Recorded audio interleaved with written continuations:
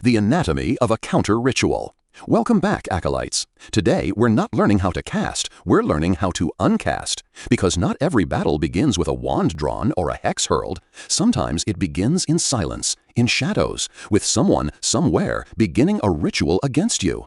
And if you don't know how to answer that, you'll never know it was coming until it's already too late.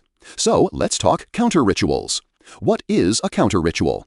A counter ritual is exactly what it sounds like, a ritual, designed not to create, but to disrupt, unravel, or reflect the effects of another magical working.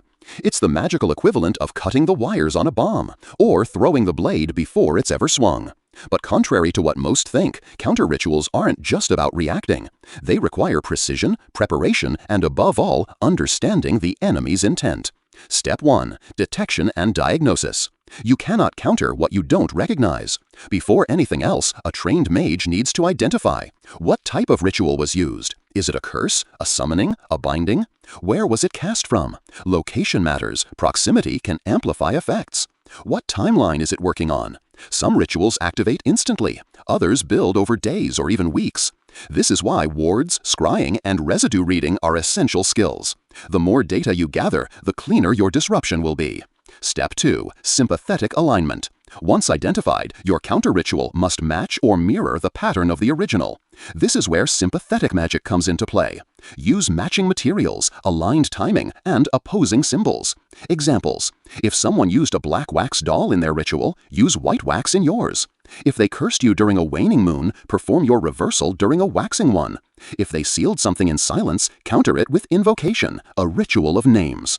This isn't just metaphor. In magic, like affects like, and opposites unbind. Step 3. Disruption methods. Depending on the ritual type, counter rituals can use one of 3 techniques. 1. Unraveling, gently pulling apart the layers of the original working, ideal for bindings and complex enchantments. 2. Reflection, sending the energy back to the caster, risky only for the experienced. 3. Overwriting, casting a dominant force over the original, used when the hostile ritual is still in progress. Overwriting can be done with chanting loops, surge spells, or sacred fire. It's brutal but effective. Step 4. The final seal. Once the hostile ritual is broken, you must seal the space. Why? Because magical voids invite other energies, and nature hates a vacuum. Use any of the following: salt circles, sigils of containment, sacred smoke, mugwort, frankincense, dragon's blood. A protective binding, to replace the curse with a shield. Always close the working, always ground the power, always cleanse. A word of warning: counter rituals aren't safe. They mean stepping directly into the magical structure of someone else's intent. If you make a mistake, you could magnify the effect instead of neutralizing it. Treat every counter ritual like defusing a bomb. Don't get cocky, don't rush, and never underestimate the power of the one who cast it. Closing words from the Academy. Counter rituals aren't just about defense, they're about reclaiming power. They are how you say, not today, not on my soul, not on my ground. Learn the language of your enemies, study their patterns, and when the moment comes, unmake their magic. We'll see you in the next lesson.